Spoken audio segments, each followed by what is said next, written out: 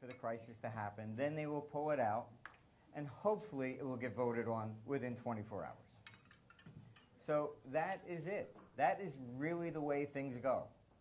There's nobody up there managing anything, and I can tell you that, honestly, what I have come to the conclusion of our solutions, one, we absolutely have to have term limits.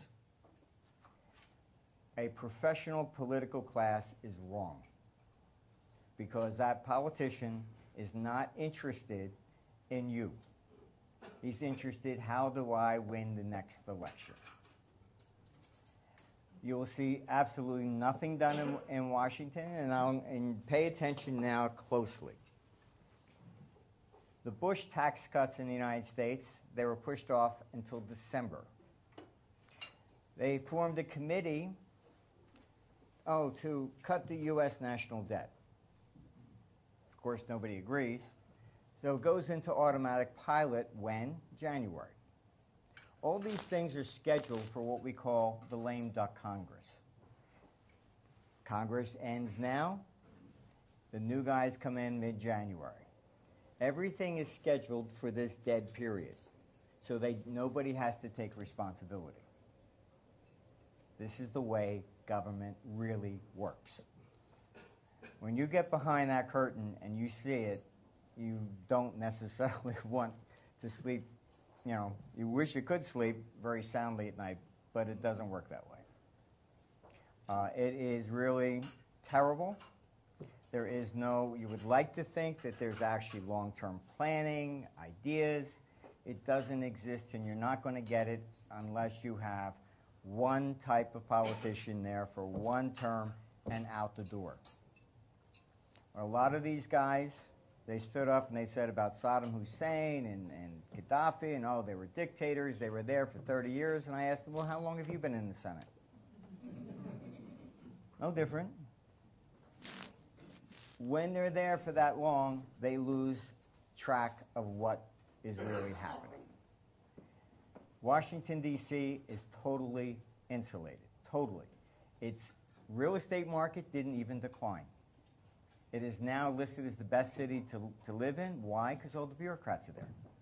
They don't lose their jobs. The houses don't go down.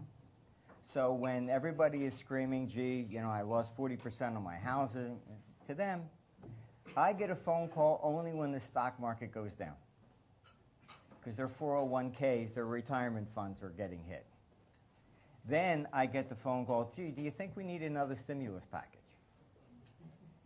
Housing, nobody calls. Anything else, nobody calls. Let the stock market go down, that is the only thing that directly affects them. The only thing. That's the only time they will pay attention. I'm sorry to say that, but this is, and I've been basically fooling around with the politicians for way too long. I've been told I should get as far away from them as I possibly can.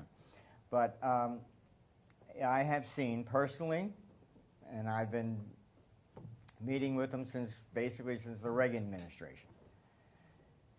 And when Paul Volcker had raised interest rates to 17% in 1981, I just took a simple pocket calculator, I looked at it, and I said, my God, you guys are crazy. You know, this is an example of how brain dead they are. You are the largest borrower in the country. So you're going to raise your own interest expenditures, blowing them out through the complete ceiling to stop somebody else from borrowing. You're the one that has to stop. U.S. national debt under Reagan was $1 trillion. By the end of the decade, we were pushing 8. We're now at 16, and Obama's own package says 26 and another 10. So, unfortunately, this is what we really have to face with. When I met with the Reagan Treasury, I just took a calculator and said, my God, you're crazy. What are you doing? And they told me, don't worry about it, Marty, we'll be paying back with cheaper dollars.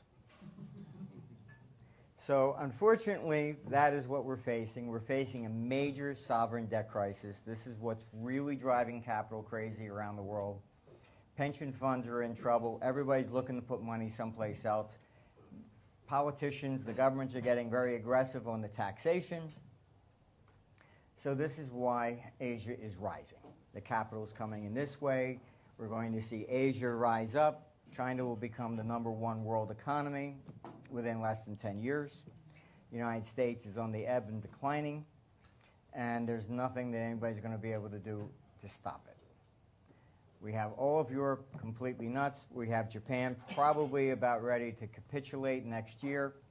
I think you'll finally see its national debt. The JGBs will go to record highs. The Nikkei might finally bottom, but it's going to go down, make one more new low. After that, we'll see political change. Japan, once Japan goes, then Asia will probably start to rise quite aggressively. So this is largely what we're looking at. It's capital always flowing around the world. Read Herbert Hoover. I think what he wrote about 1931 is very enlightening, because you will not find it in any history book. He has all the letters from the heads of state back and forth, so everything's documented. It's very, very enlightening thing. It's available finally free on the internet. So thank you very much. I hope I didn't disturb your lunch too much.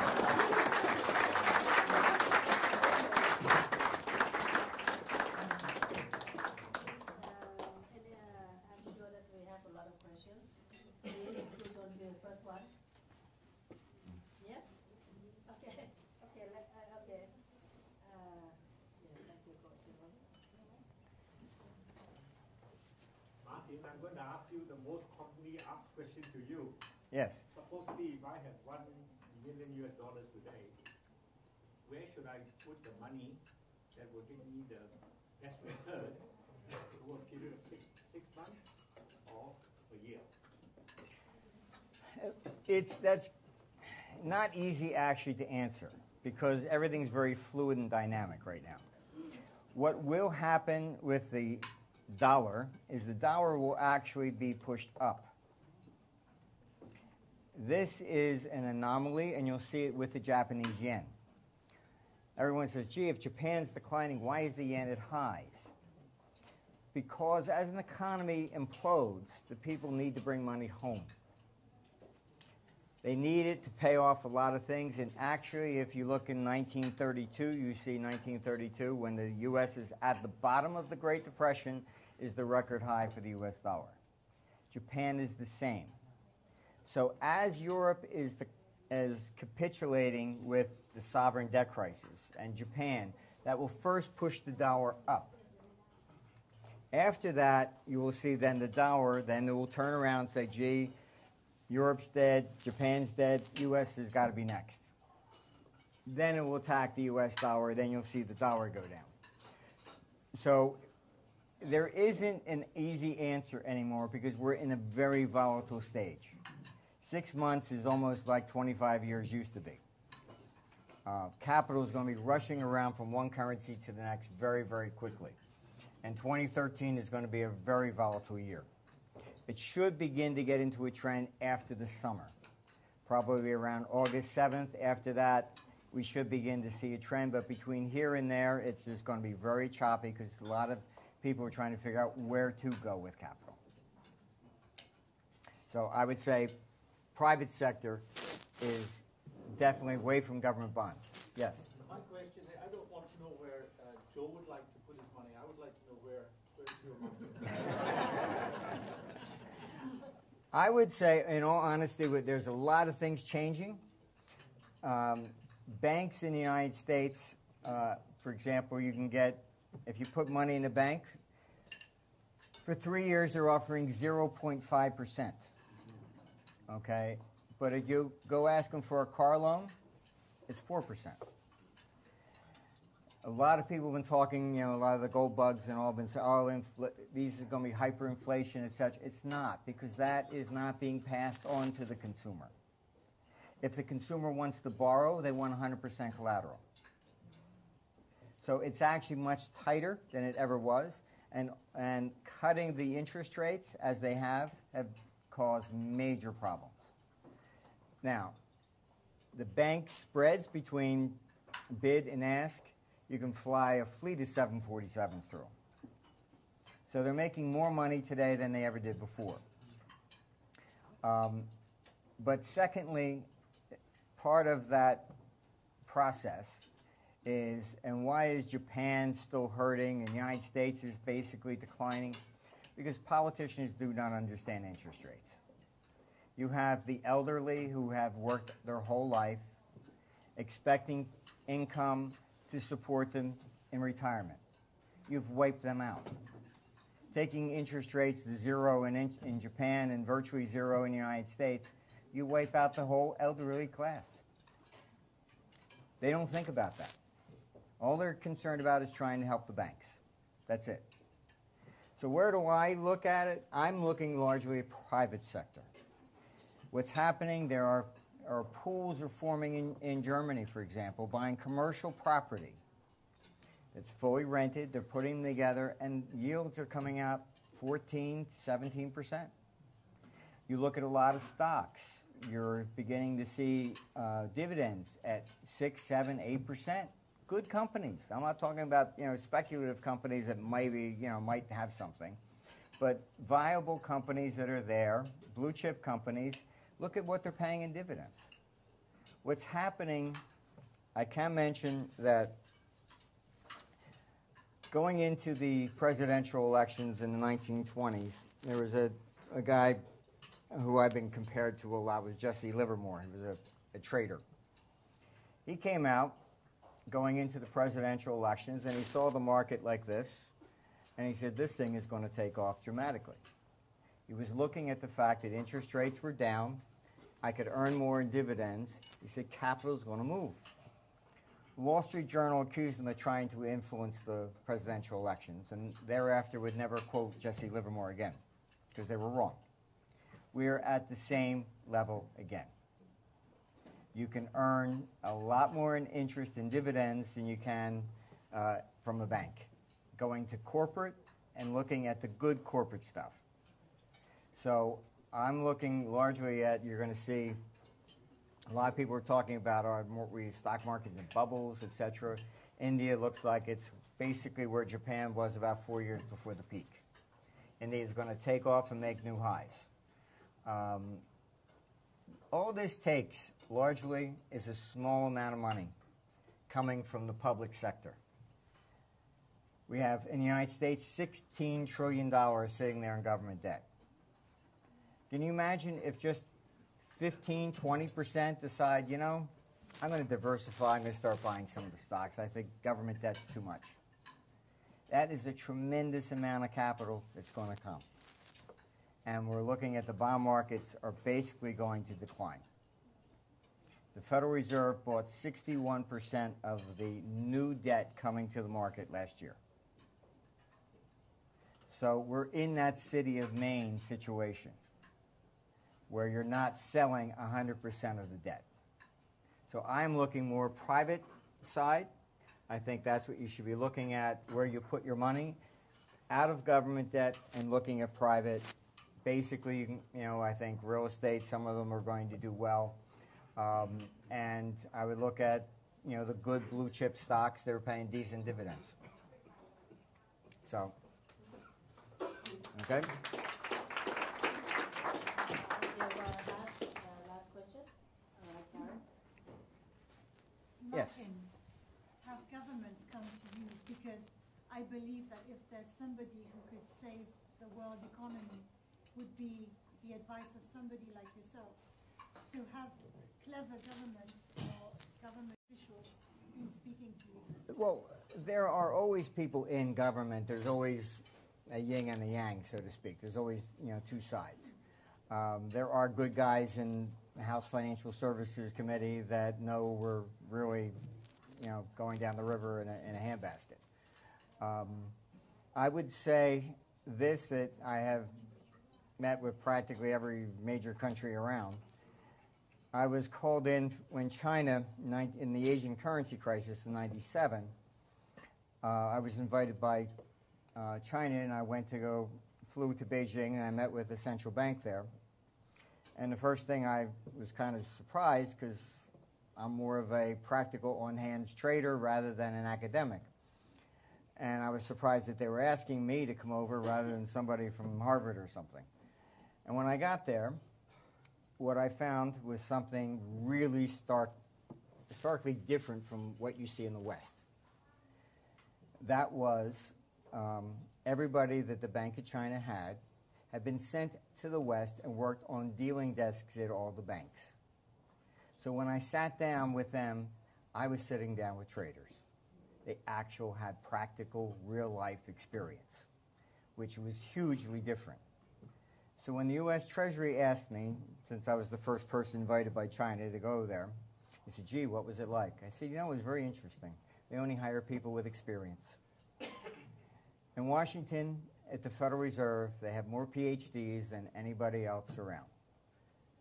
They don't have a single day's worth of experience. They have never experienced anything. They go right from school right to there, and that's it. They don't understand how the economy works. They don't understand how the markets work. If they did, they wouldn't do half the crazy stuff that the proposals that they do. But I don't think that any government is going to stand up and do anything correctly until they're pushed to do so. But my experience in China versus everywhere else, I will say this. This is why I think China has boomed tremendously and why it will become the new world economy. That is, when I was there in '97, probably 80% of the people on the road were riding bikes. Today, you're lucky if you see even 1% in Beijing on a bicycle. They took me to an installation. There were huge satellites on top. It was surrounded by tanks. And the first thing I'm thinking, oh my God, what the hell am I going into now? Because I was in some sort of motorcade. They were taking me, and I'm like, oh boy, When I walked in, here was a room with maybe 300 to 400 people surfing the internet, pulling every piece of information they had down. This was 1997. They then took me to a room, and they wanted my advice because they were tracking everything that moved in the country. There were 249 varieties of tea they were keeping track of. I didn't even know there were that many. What I found most interesting, as opposed to Russia, Europe, or the United States, they were observing. They didn't interfere. They just let it happen. They were asking me questions. Why is the same tea selling at different prices in different parts of the country? They didn't interfere. They were just monitoring everything, like children trying to figure out how does the world work. That is why China has boomed. China has been, if anything, laissez-faire. A lot of people criticize China, oh, human rights, blah, blah, blah, all this other kind of stuff. I can tell you, honestly, in the United States, just look at the Occupy Wall Street. Oh, yes, everybody says, oh, America, I was down in Singapore, they say, oh, you have free speech. I said, no, we don't. What do you mean? I said, because we also have 1 billion laws. The people in Occupy Wall Street, I'm not locking you up because of what you said. You walked on the grass. They still took them to jail. They said, oh, not for what they spoke. They walked on the grass. This is what the United States does. There was a movement. And that movement was in the 1890s. It was called Coxley's Army. A guy named Coxley left the middle of the United States, Ohio area, started marching people to Washington. That march was very important. Most people don't realize it, but the movie Wizard of Oz was about that march. The guy who wrote that book was part of it. We're off to see the wizard. It was Washington, D.C. and Congress. It was a political satire about that march. Following the yellow brick road was the gold standard. The Tin Man, the Lion, etc. The Lion was actually supposed to be William Jennings Bryan, who didn't have the heart to stand up and do things. The Tin Man represented industry. It was a very political book. It was written, of course, with time, everybody, the GI Bill came in for World War II, because after they had promised the veterans, fight for this country, and we'll give you this, they reneged. It was called the Bonus Army. Put it in, Google, search it. It was called the Bonus Army. They didn't pay then either. They rather killed the veterans who fought World War I. So when World War II came, okay, fine. We promised we're going to pay this time, and they created the GI Bill.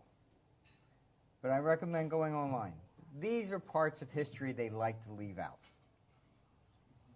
So basically, I'm not real optimistic about any government. I've never seen historically any government ever stand up and do the right thing, ever.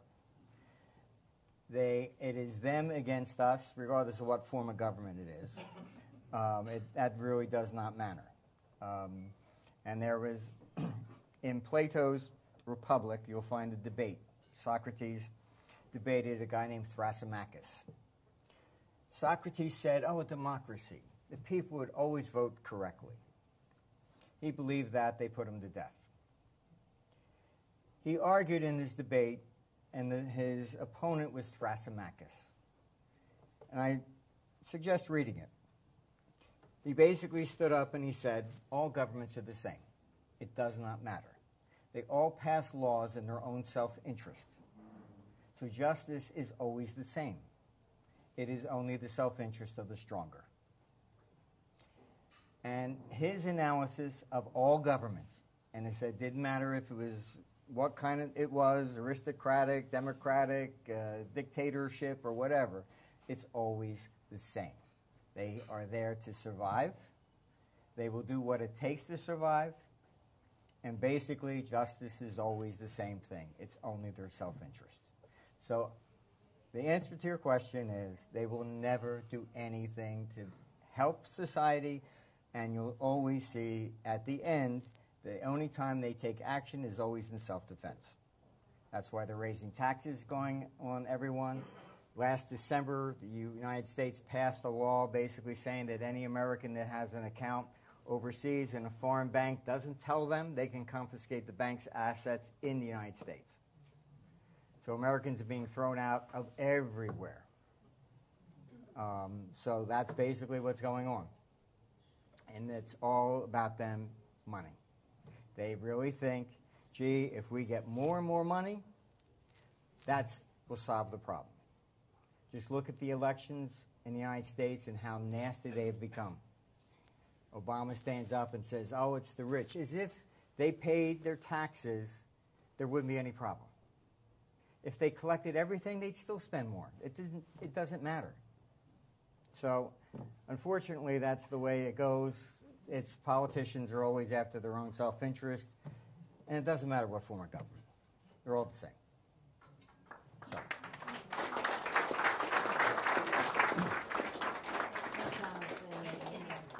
Comments about governments and politicians sound very familiar. Experience. Can I invite our newest member, Michael, to give a vote of thanks?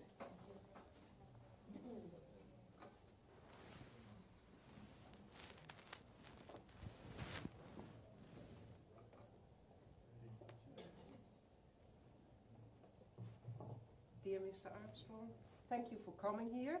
I still have a little bit the goosebumps after all you told us. I think it's for many people the same here. There are a lot of members today and also guests. I think we can be lucky that years ago you made the switch from your engineering background to discussing the subject as you did just now. Well, thank you very much. I have to say I did not realize history is repeating itself again and again. I think I have learned a lot today. Herbert Hoover, 80 years ago, who would have known history is repeating itself? I have to think about matters. One thing I do know for sure, tonight I will read The Wizard of Oz in a different way. Yes. I thank you so much for coming here today on behalf of the Rotary Bangkapi. Thank you. Thank you very much. You have to stand. Oh, yeah. Thank you. Thank you very much.